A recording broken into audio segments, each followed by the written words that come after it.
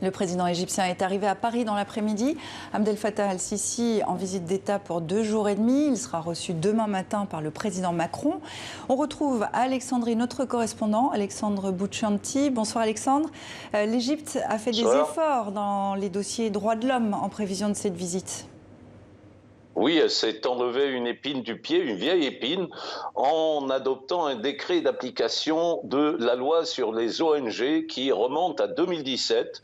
Et donc, à partir de ce moment-là, on peut, en quelque sorte, justifier la libération de 3 membres d'une ONG des droits de l'homme qui avait été arrêtés et qui avait provoqué la protestation de la France, mais aussi de pouvoir mettre fin à un long procès contre une vingtaine d'ONG égyptiennes et internationales qui remonte à 2011.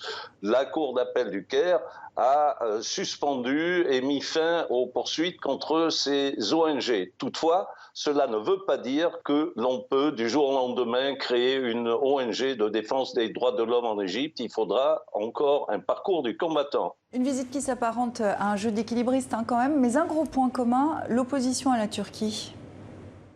Oui, à la Turquie d'Erdogan, notamment en Méditerranée orientale, où la France et la Turquie ont eu une tension assez vive. L'Égypte est alliée, comme la France, à la Grèce contre la Turquie. D'ailleurs, il y a eu hier la fin des manœuvres Médusa 10 avec l'Égypte, la Grèce et Chypre, mais à laquelle aussi participaient des forces spéciales françaises. Grâce à l'apport français en armement, et notamment en Mistral, en frégate et en corvette, la marine égyptienne est devenue une des plus puissantes de la Méditerranée orientale.